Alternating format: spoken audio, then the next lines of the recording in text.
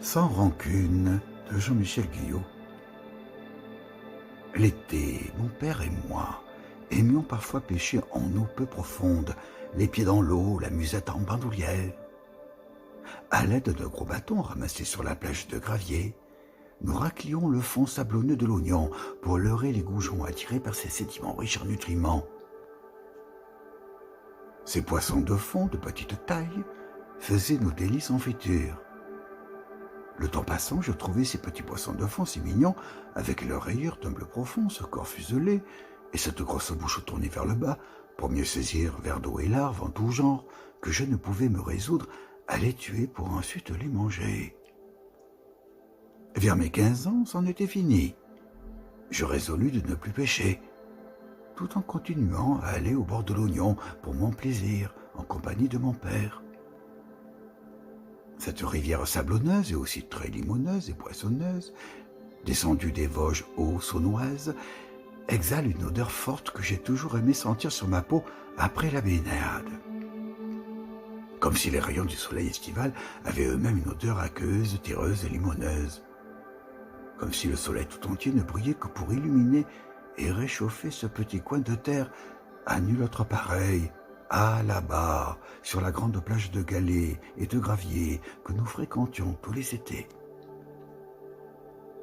Vous levez les yeux et vous apercevez la ferme fortifiée de la Roche qui surplombe la rivière, ferme dans laquelle un certain Louis XIV dormit une nuit, lors de la fameuse et très fâcheuse conquête de la Franche-Comté. J'imagine que toute personne qui a eu la chance de ne pas être coupée des réalités et beautés de la vie à la campagne porte au moins une rivière ou un ruisseau dans son cœur. Ici, il suffit de troubler avec un bâton une eau basse et claire pour que soudain elle apparaisse plus profonde et plus prometteuse. Mais je n'accorde aucun crédit à la profondeur depuis mes 15 ans. Et maintenant encore, j'aime voir l'eau à un moment troublée retrouver sa clarté native en seulement quelques instants grâce à la puissance du courant. Je ne jouerai pas les journaux antimodernes. Je ne prônerai pas un retour aux sources en maudissant les villes. On l'a déjà fait sous Vichy et dans l'Allemagne nazie. Vivre en néo-rural est possible. On l'a fait dans les Cévennes dans les années 60 et 70, avec un certain succès. En Californie aussi, à l'époque hippie, et bien après encore, un peu partout aux États-Unis, mais tout cela n'a pas rendu le monde meilleur, loin s'en faut. Il faut une activité économique solide et viable pour occuper durablement une terre et en vivre dans tous les sens du terme. Je veux dire en profiter pleinement, non seulement en tirant un profit matériel de bonne aloi, sans nuire au sous-sol, à l'air, aux nappes phréatiques, aux eaux courantes, à la faune et à la flore, mais aussi en se sentant vivre à son contact ici et maintenant, tous sens éveillés. Ce que Duras appelait la vie matérielle a une importance cruciale pour le sans-Dieu que je suis. Et cette vie matérielle, faite d'humbles gestes quotidiens et d'actes concrets très banals, comme retourner la terre du jardin, planter des pieds de tomates ou pousser la tondeuse, n'est en rien contradictoire avec le recours au langage. Il est bon de parler, de se parler à soi et aux autres, de parler aux mots eux-mêmes aussi en poète. Parler au ciel, de bêche à la main dans le grand jardin, toute ma prime enfance heureuse se reflète dans cette image qui m'est venue vers la trentaine. Enfance bénie des dieux, où les mots, jusqu'à l'ivresse sainte, la seule que je reconnaisse, étaient aussi concrets que vous et moi, aussi vivants, vivaces, que les plus humbles brindilles d'herbe, les roses trémières, alors plus hautes que moi, les coquelicots et les carottes sauvages.